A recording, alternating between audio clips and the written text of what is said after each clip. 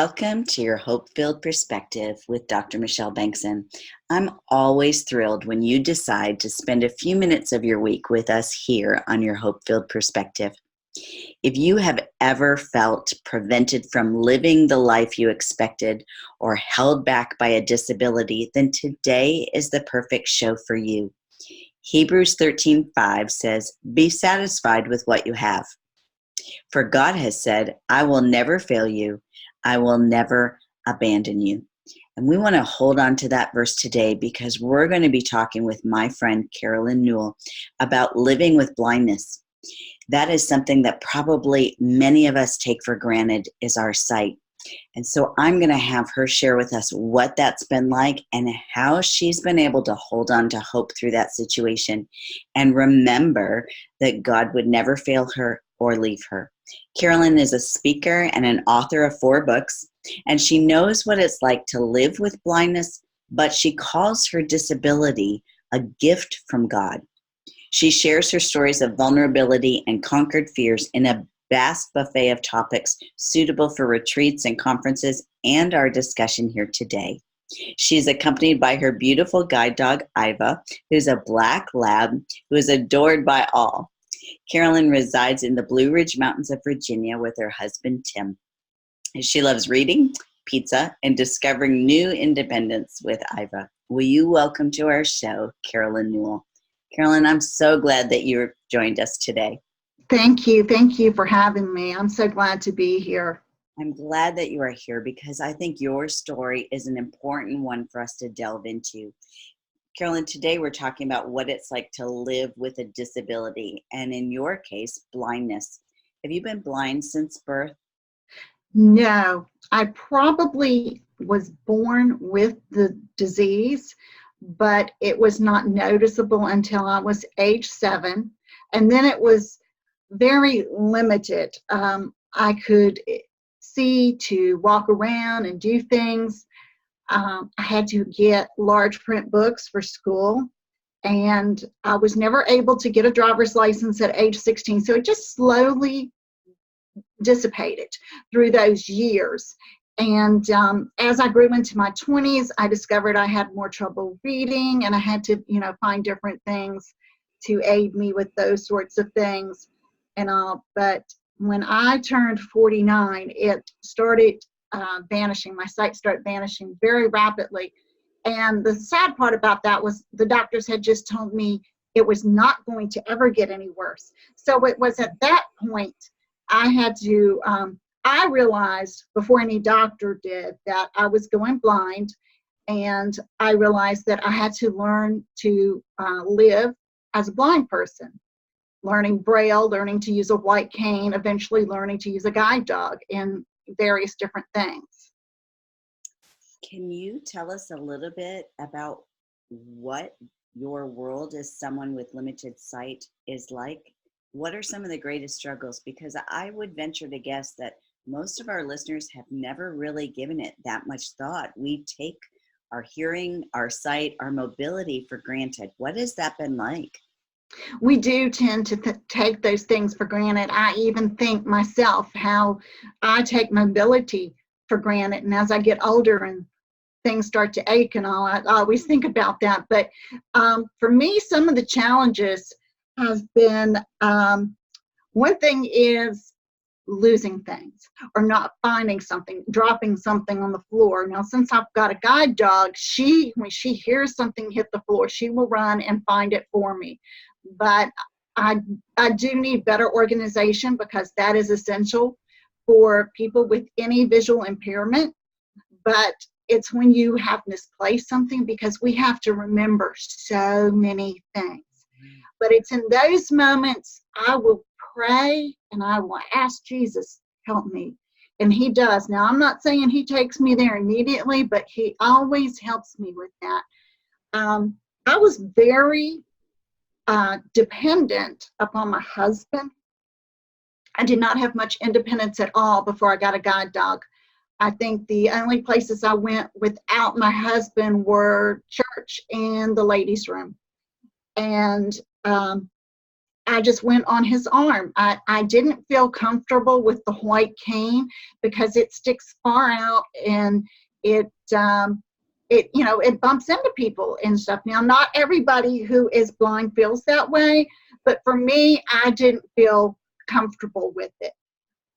So since I got a guide dog, and I've been working with a guide dog for almost 3 years now, my independence has expanded, and I praise the Lord for that too. Some other struggles are, since I am an author and I self-publish, is the things I run into on the internet. I use a computer that talks to me. It's not dictation. I have to use keyboard commands, so that's another whole basket full of things I have to remember there. And when you do something that you don't do every day, such as publishing a book or anything like that, or downloading something maybe, something that you don't keep in your mind from time to time. And sometimes some of these websites honestly have nothing you can use for keyboard commands. So some of that stuff is very, very stressful, because I often get myself in a situation where I don't see what's on the screen, of course, and I've hit something I shouldn't have, and it's causing things not to work out as they should, and I'm still struggling trying to understand, this is the way you're supposed to do it. Why isn't it working out this time? There are other frustrations, but I like to say, if I wasn't blind, it's not that my life would be free of frustrations. They would just be different. Mm-hmm. You amaze me though, because I've known you for a long time through several of you writing your books, and yet you've done what so many sighted people make excuses for not doing. And I think about you and I think nobody has an excuse. If they've got that on their heart to write a book, they don't have an excuse not to get it done, because my friend Carolyn got it done 4 times over. So you have my utmost respect, because Carolyn, I get frustrated with technology, and I can see, I didn't even think about having to remember the keyboard commands. Oh, yes. And the bad thing with, I'm sorry, go ahead. No, go ahead. The bad thing with Microsoft is once you push that keyboard command, it has done it. Now on my iPhone, it gives me a choice. I can swipe and it'll say something, and then I can make the decision whether I want to do that or not. But once you're on that computer and you've put that in there, if you've hit the wrong thing, it's done, I remember when you got Iva. Can you tell us a little bit about how life changed once you had her? Oh my goodness, my life changed dramatically after getting Iva. I don't think I even knew how it was going to change. First of all, I had to take huge steps out of my comfort zone to even go train with her. I had to fly alone to New York City, fly into LaGuardia, 24 hours after a terrorist attack, and meet strangers, go live in a dorm room out of school, and live there for 3 weeks and train with my dog. The people were amazing. I went to Guiding Eyes for the Blind, and everything is provided. You have no cost. They provide delicious meals, they take great care of you, and they provide the dog and the airfare and everything. And I will tell you, it was hard work. It was very mentally exhausting, physically exhausting. But when I came home with her, we started taking the bus to go to places. I went to places I had not been for over 20 years by myself. Wow. And then we started taking trips by ourselves. My husband would take me to Gatlinburg, Tennessee, which is about a 4-hour drive from home, and he would spend a couple days with us. We prepared. We didn't just go and he dropped me off and said best of luck and came back home, but we prepared. We walked the routes I would need to walk to get to restaurants, to get to Starbucks, to get to a store or Walgreens. And as we walked those, and Iva learned the routes. Trust me, she knows the routes better than I do. I stayed down there last year for 10 days alone. And we've done that several times. And I'll call it a writing retreat because I just love to get down there. I have just barely enough sight where I'm close enough to the mountains to see them from that hotel. And so I just get my inspiration there from the mountains and the Holy Spirit, and just, do a lot of writing there. I wrote Eyes of Faith, several of the chapters while I was there in Gatlinburg. Oh, wow.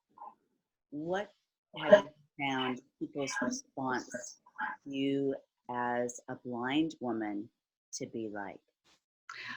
Before I got IVA, I didn't go out much, but I found that people didn't know to offer you help. Even if they would see you with the white cane, I get offers all the time now that I have a guide dog. Really? Yes. and it's actually like, I really needed help back then, but I don't turn it away. And I don't get angry because, oh, you're trying to do something for me I can do. Sometimes I've noticed when someone shows me a chair that Ava kind of gets a little like, that was my job. But I don't never turn it down. Sometimes I will say, no, thank you, I'm fine, and they'll ask, you need help getting out of the bathroom or anything? Oh, I'm fine, and I'll sometimes say, but thank you for asking, because one day I may need help, but people have just fell in love. We live in a very small community, and I think Iva is like a movie star here. People have just fallen in love with her. Oh, I love that. Carolyn, was there ever a time since experiencing your limited sight that you got angry with God? Yes, there was. I was okay with not being able to see. I was fine with that. And then God brought an opportunity to give me more vision into my life through a cataract surgery. And I had the surgery, and yes, I could sit down in a chair and I could see things in the distance. I could see flowers, I could see the moon, I could see it snow, I could see it rain. But when I got up to walk, I had accidents. Because what it did was it exchanged some close vision for some distant vision. And it was following those surgeries that I was out walking one day with my white cane. And that was one thing I did do alone, was my neighborhood walks. And I enjoyed them. I thought I could do this totally blind, no problem. And I remember it was a winter afternoon. The sun was just kissing the horizon. And I came up the street and I had to get around two parked cars. You're supposed to kind of trace them with your finger, but I know people are funny about their cars. So that was one of the things I didn't feel comfortable doing. But when I got where I thought I should be past them, I couldn't find the curb with my cane. And my curbing, because we don't have sidewalks here in our neighborhood. So I'm walking in the street. I can't find the curbing. So I don't know, am I in somebody's driveway? Am I in the middle of the street? And actually that was where I was. I was in the middle of the street. When I did find the curb and ended up at the corner, I thought I was going home, but I was actually on the other side of the street going in the wrong direction. At that point, I lifted up my sunglasses and I could see this big pine tree, and I knew where that pine tree was. So that was a place where the distant vision helped. But and then I asked Siri, on my iPhone, where am I? And she gave me a location, and sure enough, I was going further from home. So I had to come back by those cars again, get home. And as soon as I came in, I slammed the door and I was just screaming at God, why did you do this? Why did I go through all of that just to have this messed up? I've never been lost before. I've never had this happen before. And it wiped out every bit of self-confidence I had at that time. But here was the good thing that happened. It's okay if we get upset with God. It's okay if we get disappointed. because we don't understand what he's doing, and he knows that, but we don't want to stay in that place. But that day, I called a friend crying, and she said, have you ever thought about a guide dog? And so that day that I thought was going to be one of the worst days of my life would be the end of going out and being independent. With the little bit of independence I had, actually opened up the doors to so much more. God definitely knows what he is doing. It doesn't make sense to us at times, but he knows. He has a plan. Oh, I love that story. Friends, we're going to take a 1-minute commercial break, but please stick around because I want you to hear Carolyn share more about finding hope despite living with challenges. Stay tuned. Welcome back to your Hope-Filled Perspective, where today my guest is friend Carolyn Newell, and we're discussing some of the challenges with being of limited sight or having a disability. Carolyn, with many health conditions, there is a great tendency to experience depression. Has that ever been part of your experience? Definitely. Not when I first started losing most of my sight. I was able to cope with it then. And, I was sad because of feeling like I was going to live in total darkness, which thank God it hasn't become total darkness yet. But the counselors from the Department for the Blind and Vision Impaired told me, they said, it's normal to grieve the loss of your eyesight because it's just like losing any other, losing your hearing, losing an arm, losing a leg, losing your mobility or anything. And that made sense. But I have dealt with the depression over my frustrations, over feeling like I am incapable of doing something, of trying to do more than I can. And in reality, I called myself super blind woman at one time because that's wonderful to have this attitude of I can do it all, but in reality, it doesn't work. And when you shoot for perfection, when you play super blind woman or super whatever woman, you're setting yourself up for a fall. And then when you take that fall, and I've dealt with depression earlier in life, and so when you take that fall, that's where you tend to go. You tend to start feeling I'm worthless, incapable. God, why did you call me to write books when I can't see to do this and I can't see to prove them, and all these various things. And those feelings of hopelessness lead you right down that slippery slope to depression, because that is where the enemy wants us to go. You're right. How did you get out of the depression then? Well, this one of the last bouts I had with it, actually, your book and a book by Sheila Walsh, Love Back to Life, helped me. I had gone outside, I had sit down on the lawn chair, and I looked straight up into heaven, and I said, God, I can't feel you. And I had never experienced that before with depression. And I read in both your book and her book that was something you all had both felt. Yeah. And that's why Hebrews 13:5 is so important to me, because if I had not memorized that verse, I may have thought that God had truly abandoned me. And so I got back on antidepressants, and this time I stayed on them. And I'm glad I did, because sometimes there are those days where you feel like, oh, glad I did that. There's many more days where I feel like I could probably go off of them and do okay. But then there comes up the day where, you have that bad day.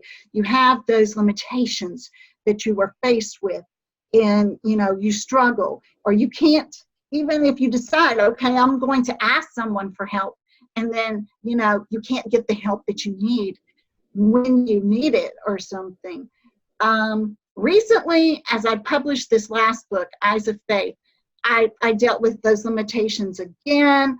I dealt with just a lot of other issues that were very stressful. And I didn't go into a full-fledged depression with this. I would just say depression was flirting with me. But to me, depression and disability has one thing in common. You've got to have a good memory.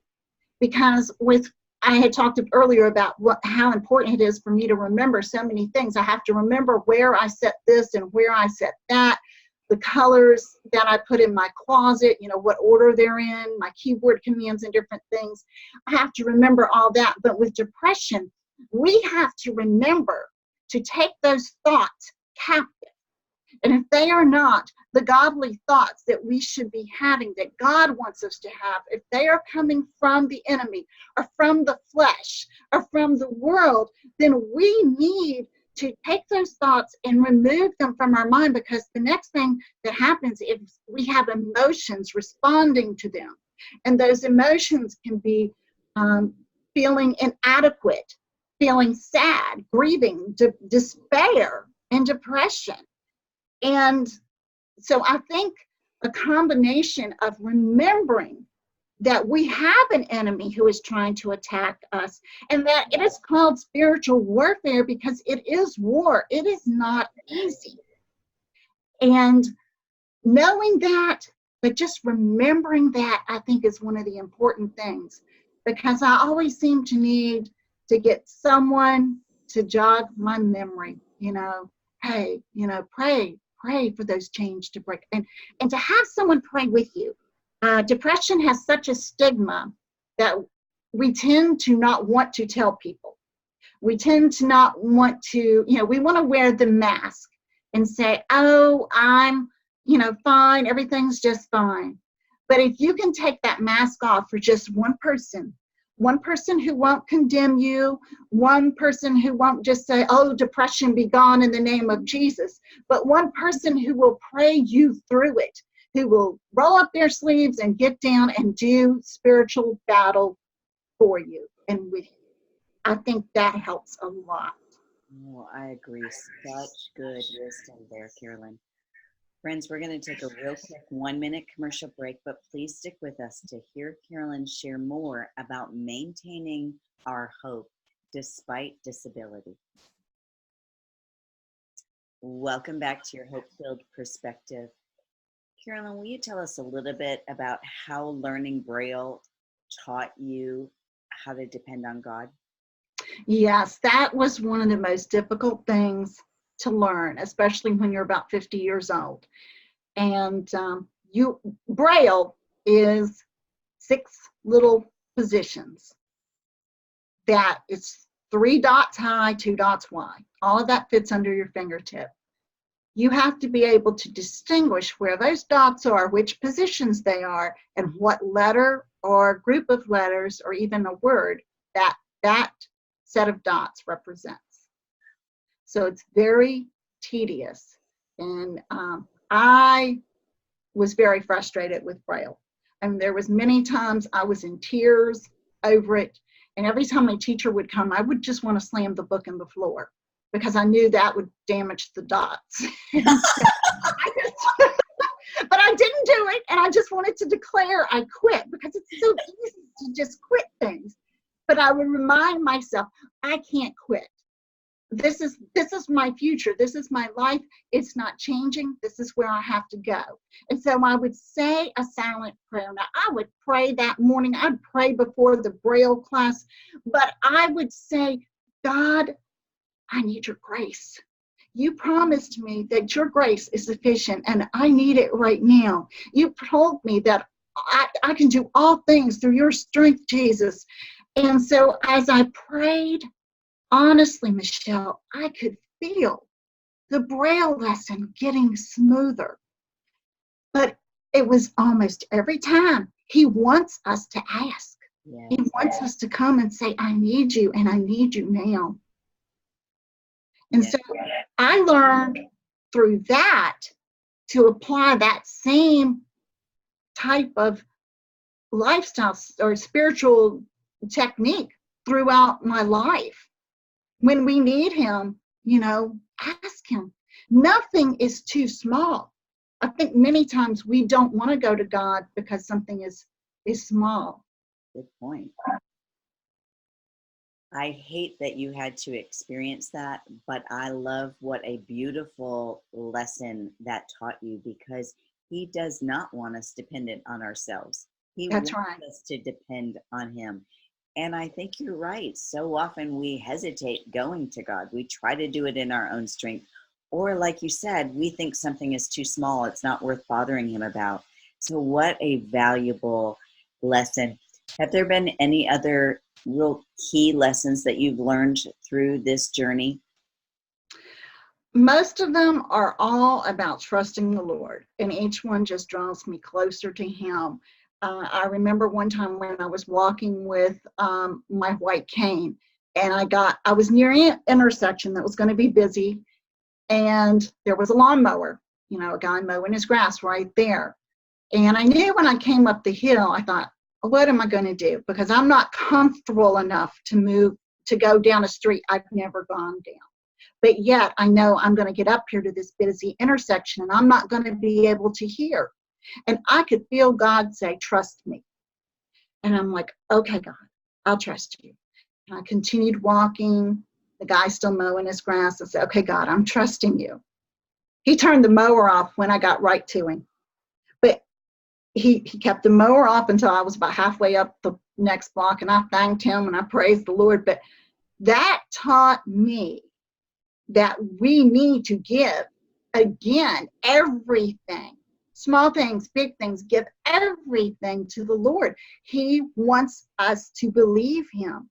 And he tells us, believe that I will do these things for you. He says if we have the faith the size of a mustard seed, that we can move mountains. And many times when I've had different problems, financial problems or anything, I'll say, God, you told me you're going to move that mountain. So I need you to move that mountain. And if it's in his will and we believe him, he'll do it. Yes, yes, he will. So I'm curious, Carolyn, as your sight has deteriorated, has that sharpened any of your other senses? Definitely. Specifically, I'm wondering because what I'm hearing from you, you haven't said it directly, but it almost sounds to me like it has sharpened your sensitivity to hear from the Lord. It has. It definitely has. And I don't say that bragging. And that is why that is one of the reasons I named the book Eyes of Faith. It has increased my spiritual awareness and my spiritual senses, my spiritual sight. Because, the Lord tells us to walk by faith, not by sight. But see, I got to really do that with my white cane, even with my guide dog. That was kind of a little bit scary, walking down a crowded New York sidewalk with a dog going pretty fast when you haven't done that before. But it was freeing at the same time. It was exhilarating at the same time. But when you learn to actually step out, not knowing what is there, assuming everything's okay because whatever you're using, your cane or your dog has told you it's okay, then that is how we have to walk in our spiritual life. In New York, part of our training included going to a train station and going to the platform after the train left off and telling the dog to walk off that 8 to 10 foot drop. When that dog refuses and walks in front of you and blocks you from falling to injuries or your death, that teaches you to trust your dog in a very deep manner. And that is how we have to trust God. This thing of trusting God is so vital. And so many Christians, they don't understand that you've got to give that to him. You've got to step out, not in sight, but in faith in everything we do. Wow.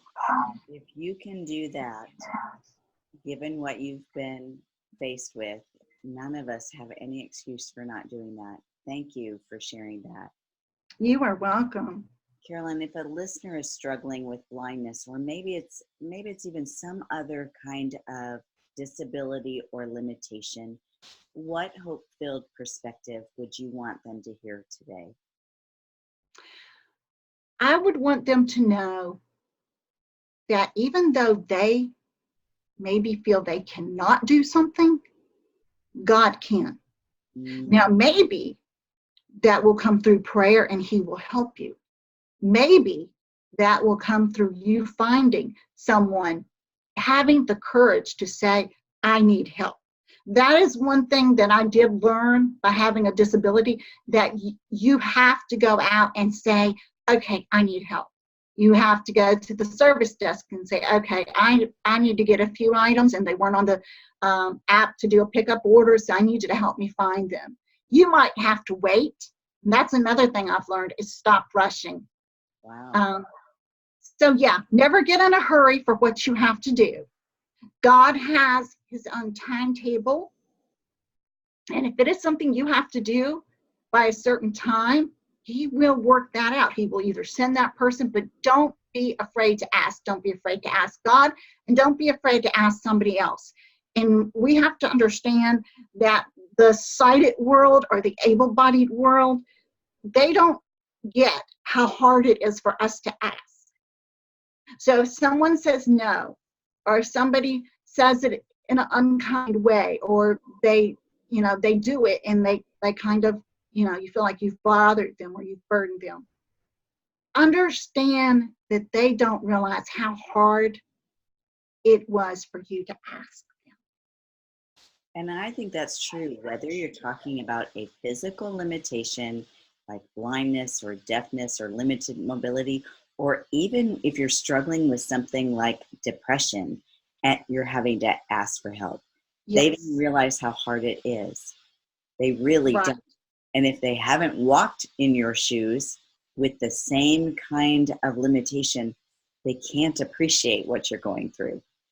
I'm glad That's that you mentioned that.